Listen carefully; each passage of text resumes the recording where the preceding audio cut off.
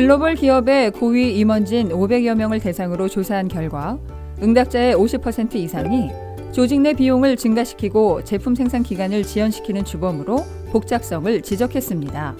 또 같은 시기 세계적인 컨설팅 업체인 베인앤컴퍼니가 미국 대기업 200곳을 조사했더니 복잡성 때문에 생기는 비용이 제품 원가의 10%에서 많게는 25%까지 차지하는 것으로 확인됐죠. 이 복잡성은 대체 무엇이고 어떻게 없앨 수 있을까요?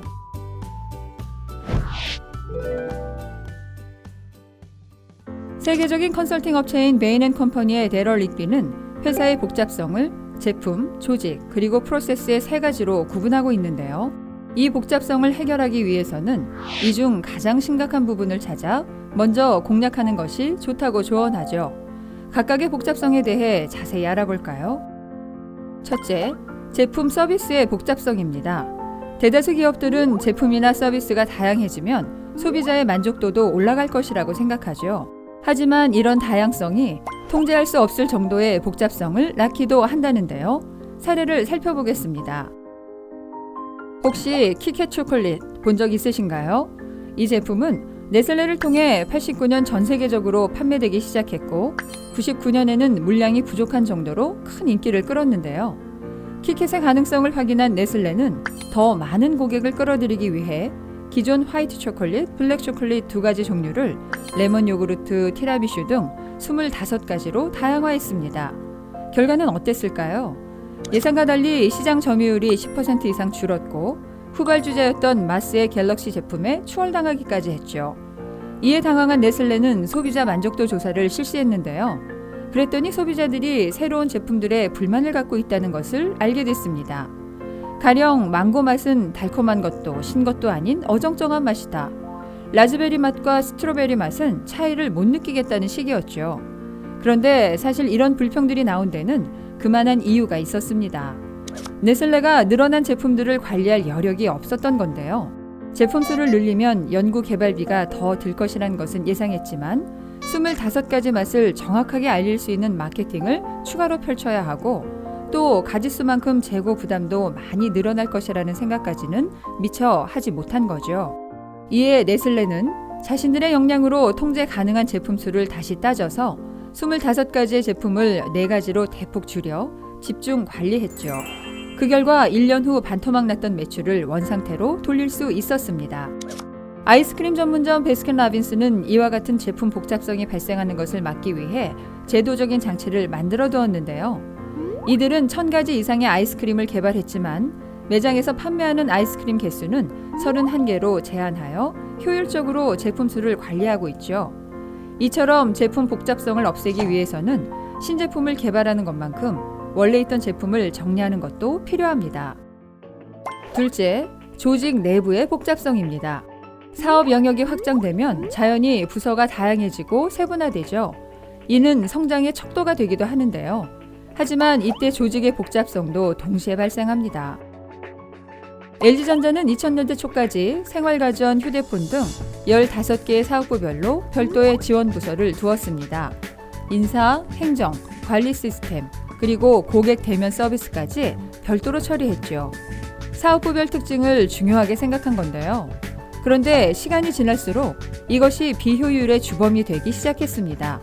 가령 생활가전에서는 관리 인력이 모자라 추가로 채용해야 할 상황인데 다른 부서의 관리 인력은 업무가 없어 노는 상황이 발생했죠. 또 한 사업부에서 남아도는 기자재가 다른 사업부에서는 부족해서 추가로 구입했고 한 번에 처리할 수 있는 단순 반복 업무들을 각자 일일이 처리하느라 중요한 업무에 온전히 집중하지 못했습니다.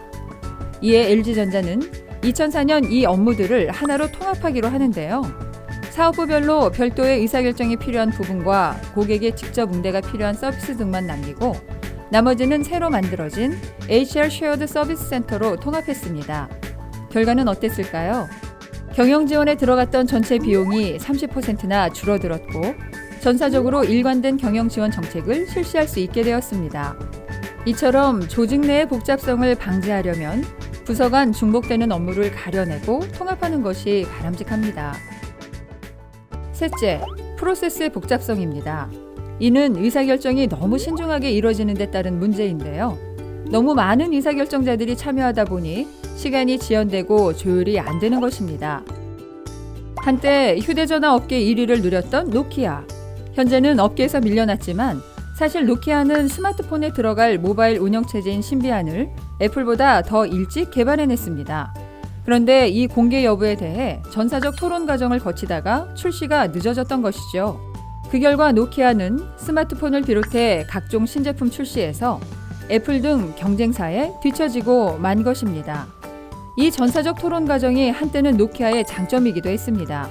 가령 이슈가 있을 때마다 이를 인터넷에 올리고 전 사원의 의견을 공유하는 거죠. 덕분에 향후 발생할 대부분의 오류를 잡아낼 수 있었습니다. 그런데 문제는 직원 수가 많아지며 그 기간이 최대 4~5개월까지 늘어나게 된 데 있습니다. 이는 점점 빠르게 변화하는 휴대전화 시장에서 위기로 작용했죠. 이처럼 프로세스 복잡성은 한순간에 성장의 발목을 잡게 됩니다. 기아자동차의 경우에는 프로세스 복잡성을 제거하여 급성장을 이루었는데요. 2006년 영입한 최고 디자인 책임자인 피터 슈라이어는 입사 초기 여러 이해관계자가 낸 의견이 좋은 디자인을 평범한 디자인으로 전락시키는 것을 보고 디자인 최종 의사결정에 참여하는 이해관계자를 소수로 제한시켰습니다. 그 결과 빠르고 정확한 의사결정이 이루어질 수 있었고 기아의 디자인 정체성을 제대로 확립할 수 있었죠. 이처럼 프로세스상의 복잡성을 막기 위해서는 의사결정자를 적절히 제한하는 노력이 필요합니다.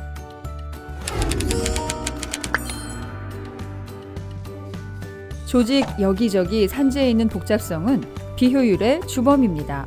시간과 비용을 잡아먹죠.